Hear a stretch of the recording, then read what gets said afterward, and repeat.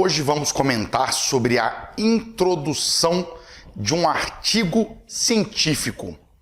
Como fazer, quando fazer, que elementos deve conter. E de quebra eu ainda vou te falar um pouco sobre o resumo. Fica nessa aula para você saber um pouco mais.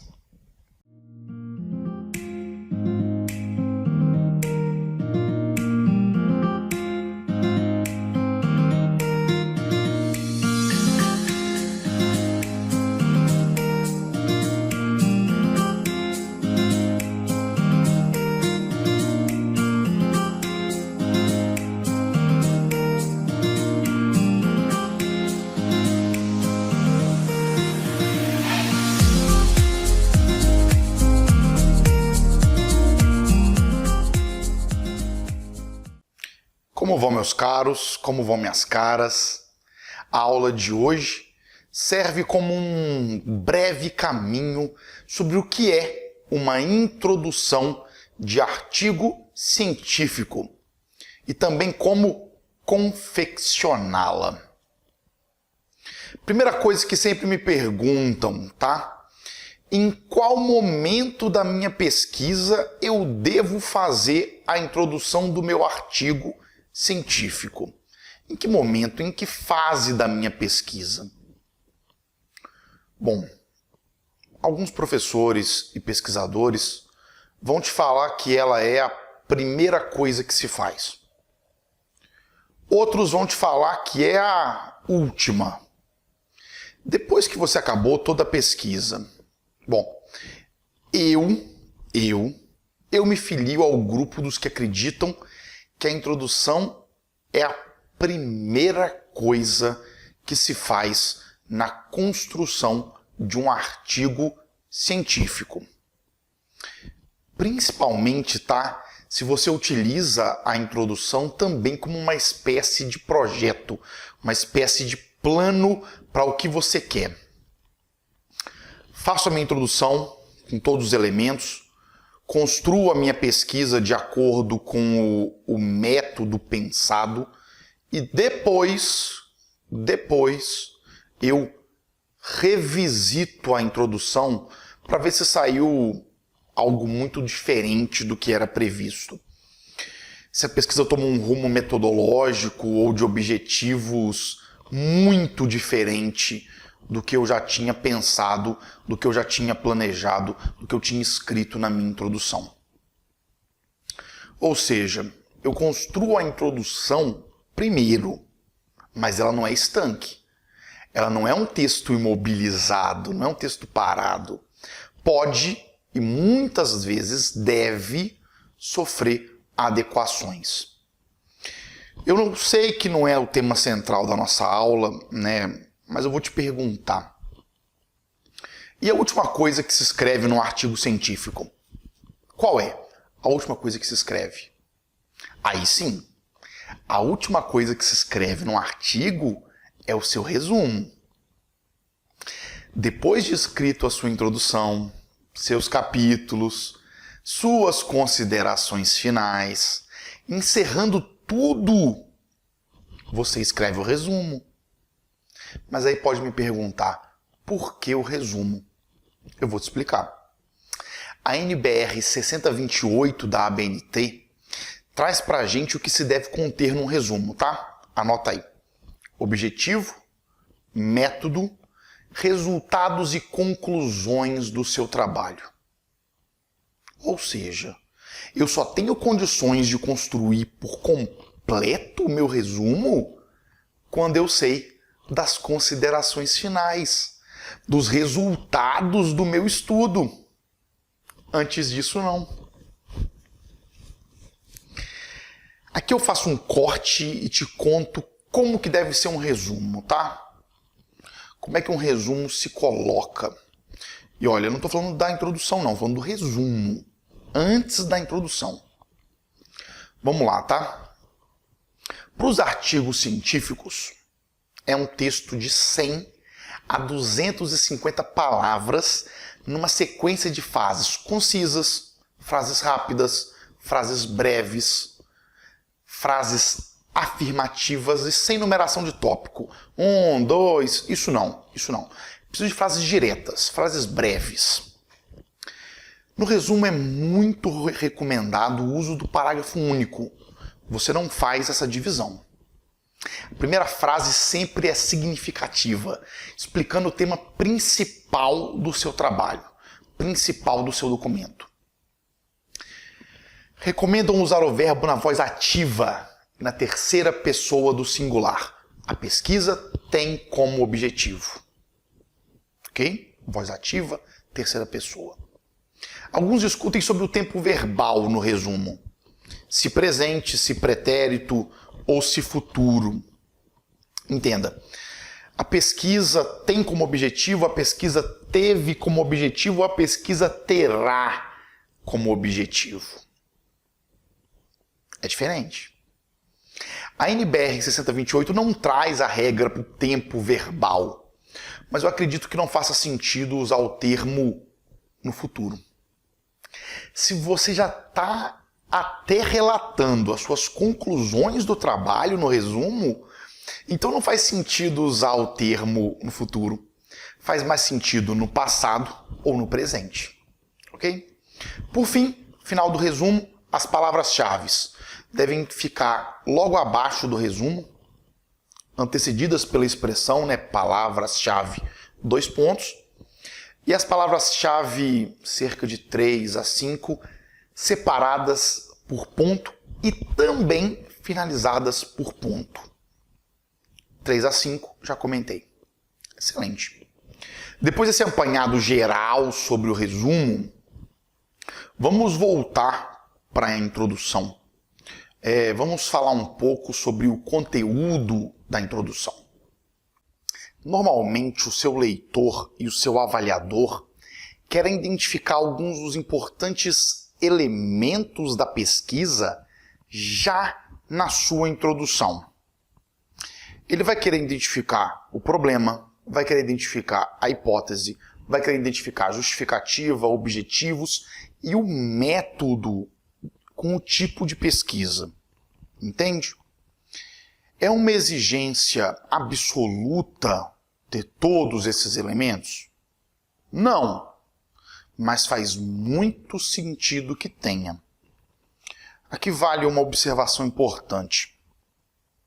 Você precisa analisar algumas exigências do seu edital do congresso que você vai submeter, da chamada para publicação na revista, e analisar as exigências até da grade de correção do seu trabalho em banca examinadora.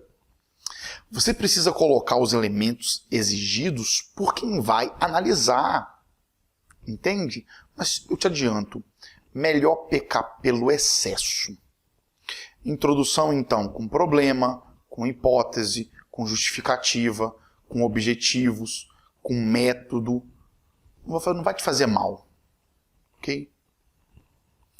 Mas, e de forma geral, qual o conteúdo de uma introdução de forma geral? A introdução é a parte do artigo científico em que o autor informa o que será pesquisado e o porquê da investigação.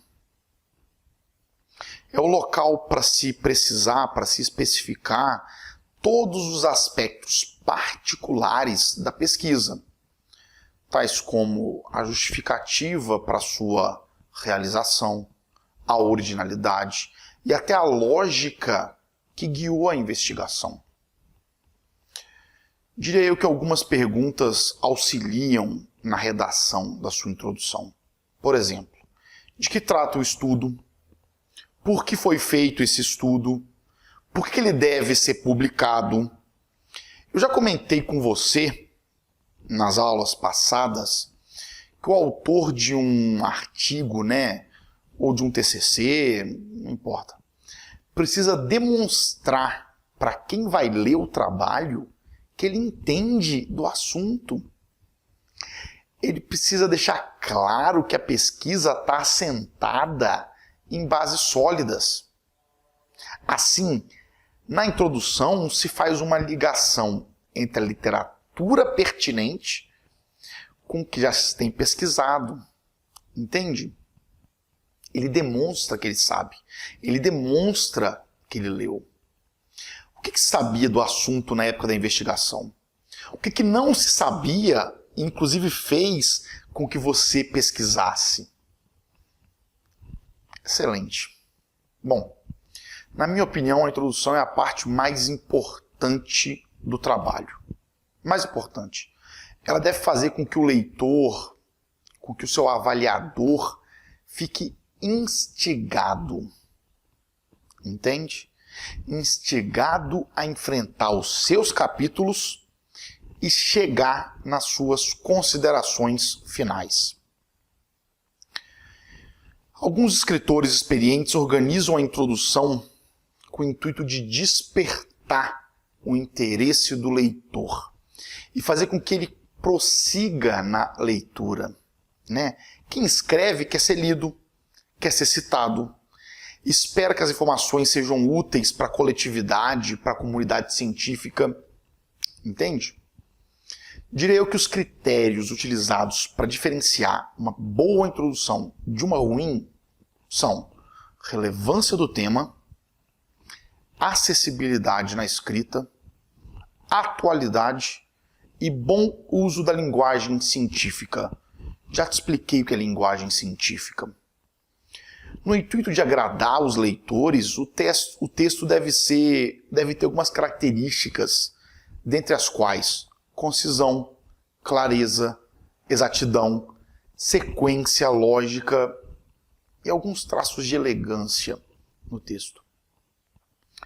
Normalmente, os avaliadores de TCC, os editores científicos, apreciam introduções mais curtas, desde que elas tenham informações suficientes e adequadas. Bom, alguns autores até brincam que para conseguir introduções com as características que eu acabei de lembrar, é sempre bom usar 3 regras. Claro, além de você ter uma bagagem de leitura e estudo. Primeira regra para uma boa introdução, revisar o seu texto. Segunda regra para uma boa introdução, revisar o seu texto. Terceira regra, revisar o seu texto. Excelente. Agora a ordem geográfica dos elementos na sua introdução. Em que ordem que os elementos devem aparecer na sua introdução do artigo científico? Ou seja, explico. Se você escreveu seus elementos de forma separada, de forma desaglutinada, como agregar esses elementos? Não tem uma fórmula pré-definida, tá? A ordem vai um pouco da fluência do seu texto. Como você bem entender. Te adianto que não existe isso. Eu vou te contar então a minha experiência. A minha experiência de outros pesquisadores que eu me inspiro. Ok? É isso que eu vou te contar. A justificativa, em primeiro lugar, se pulveriza. Ela permeia todo o texto da sua introdução. Mas eu posso começar exatamente com um pedaço da justificativa em que se traz o quão atual é o tema, os primeiros passos da introdução, quando eu crio um contexto sobre o assunto. Depois desse contexto, tudo se escancara na problemática. Qual é o problema de pesquisa? Então, depois desse contexto, uma problemática. A resposta preliminar ao problema vem logo em seguida. As hipóteses.